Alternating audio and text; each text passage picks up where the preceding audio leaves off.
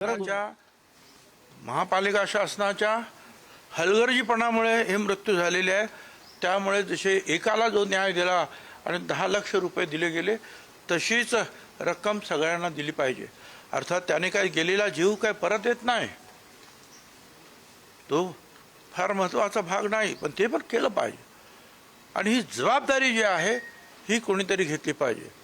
गेडाम साहेब हे अतिशय उत्कृष्ट अधिकारी आहेत, त्यांनी आपल्या अधिकाराचा तर वापर करायला पाहिजे असं मला वाटतं। हे बाकीच्यांवर सोडून जर ते थांबलेत तर मग ते त्यांचं सुद्धा अपयश जे गणलं जाईल।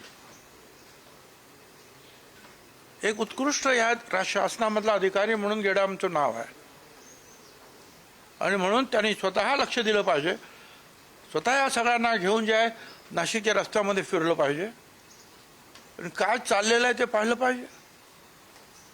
एवढंच सांगतो की नाशिकला जे नाव खराब करणारं हे सगळे प्रकार सुरू आहेत आणि मीडिया जे आहे त्या मीडियांचं काम आहे मग ते सगळं दाखवणं।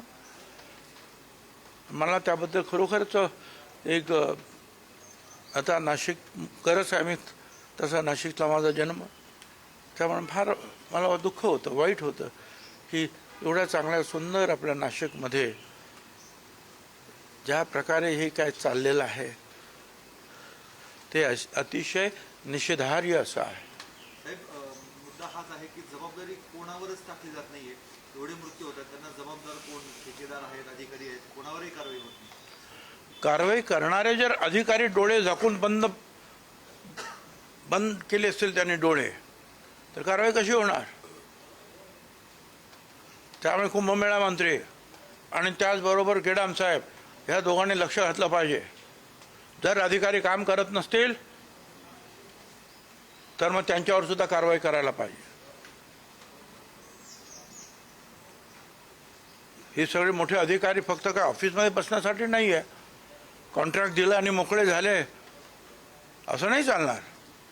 तो कॉन्ट्रॅक्टर काय करतो आहे, निदान एक बाजू तरी काम एका बाजूला चाललं तर एक बाजू खड्डे विरहित आहेत की नाही हे त्यांनी पाहायला पाहिजे ना,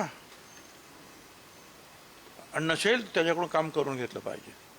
साहेब, पण याच्यामध्ये महापालिका प्रशासन जे आहे ते असं सांगतंय का हे काम जे आहे ते प्राधिकरणाचं आहे, कुंभमेळा प्राधिकरणाचं आहे? महानगरपालिकेला मला सांगायचं, मी मुंबई महानगरपालिकेत होतो आणि 2 वेळा महापौर होतो।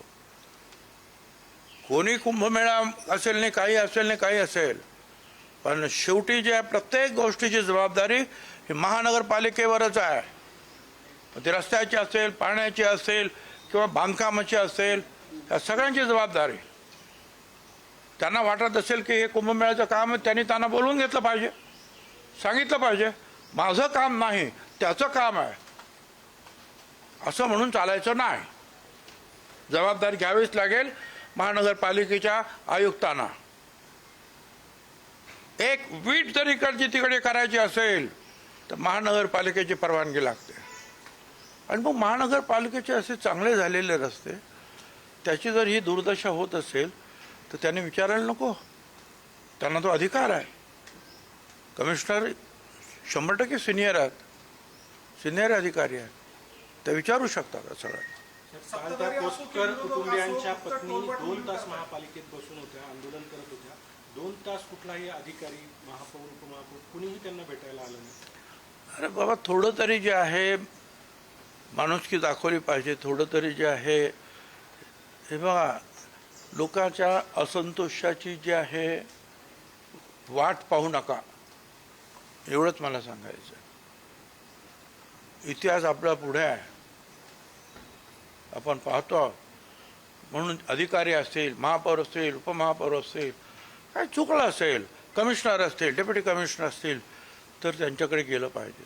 संवेदना आपण जे आहे त्यांच्या पुढे दाखवल्या पाहिजेत की जे झालं त्याच्याबद्दल ते सुद्धा दुःखी आहे हे दाखवलं गेलं पाहिजे ना। नाही तर करा, तुम्हाला काय करायचं करा, मेले ते मरू द्या, बसायचं बसा, मग ठीक आहे, मग एक दिवशी मग सगळेच येतील तिकडे।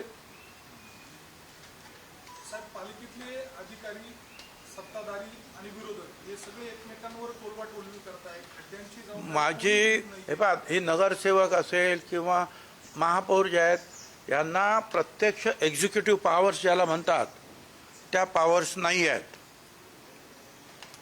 ह्या सगळ्या पॉवर्स ज्या आहेत त्या कुंभमेळ्याचे काम करणारे जे कोणी आयुक्त असतील ते, आणि त्यापेक्षा या शहराच्या ज्या आयुक्त आहेत ह्या दोघांच्या या पॉवर्स आहेत. ह्या सगळ्या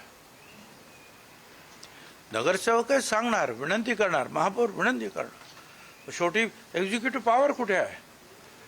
बाकीचे नगरसेवक महापौर हे डेलिबरेटिव्ह विंग्स आहेत, डेलिबरेशन करणार, चर्चा करणार. शेवटी जे एक्झिक्युशन कोण करणार? एक्झिक्युशन हे अधिकारी करणार. त्यात तुम्ही म्हणता असं नागरिकांमध्ये रोष वाटतो. आता काही नागरिक आंदोलन करण्याच्या तयारीत आहेत. प्रश्न विचारतोय की नाशिकला मंत्री असून पण काही होत नाही. आपल्याकडनं आता नेमक्या काय सूचना राहणार आहेत? आणि मी जे सांगायचं ते सांगितलं. असंतोषाची वाट पाहू नका, याच्यामध्ये मला वाटतं सगळं आलेलं आहे. धन्यवाद. राहुल गांधी देश की युवाओं को भड़काने का काम कर रहे हैं, तो उसको लेकर क्या कहते हाँ हैं? राहुल गांधी देश की युवाओं को भड़काने का काम कर रहे हैं. हाँ, मैं गली वाले हैं, वो सब दिल्ली वाले हैं. मैं क्या बात कर सकता हूँ उसके बारे में? साहेब, एफडीए कडनं कारवायांचा धडाका लावला जातोय. शाळेंच्या संदर्भानं देखील आता नियम घेण्याचा नियम त्यांनी सांगितलेले आहेत की परिसरामध्ये शाळेच्या जंक फूड अशा गोष्टी विकू नये ज्याने विद्यार्थ्यांना त्रास होतोय.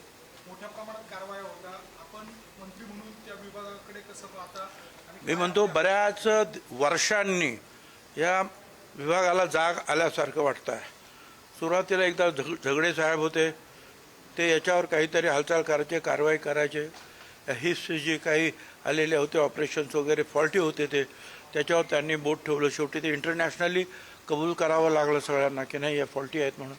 तर त्याच्यानंतर तुकाराम मुंढे हे एकमेव असे अधिकारी भेटलेले आहेत.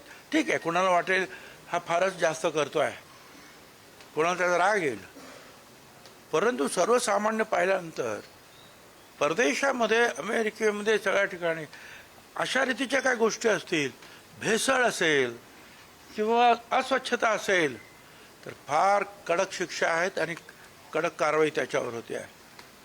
आणि इथे आपण काही करतो आहोत, काही खायला देतो आहे, कसलंही दूध आपले मुलं पित आहेत, किडण्या खराब होत आहेत. हे सगळं जर थांबवायचं असेल तर तुकाराम मुंढे यांना सगळ्यांनी पाठिंबा दिला पाहिजे असं माझं मत आहे. कारण त्यांनी जे सांगितलं ते बरोबर आहे. हे जंक फूड जे आहे हे खाल्ल्यामुळे मुलं वाटतात खूप जाडजूड, परंतु त्याच्यामध्ये एक आजारपण लपलेलं आहे, हे आपण लक्षात ठेवलं पाहिजे. त्यामुळे ते काय करता आहेत त्याला सगळ्यांनी सपोर्ट केला पाहिजे. चुकलं तर सांगावं की बाबा हे तुमचं चुकतं आहे, हे इथे काय असं करू नका. पण म्हणून त्याला एकदम त्याच्यावर काही लॉबीज आहेत आणि त्यांचं नुकसान होत असेल आणि म्हणून काहीतरी त्यांच्यावर तुटून पडायचं, हे बरोबर नाही. माझा तर पूर्ण सपोर्ट त्यांना आहे. धन्यवाद.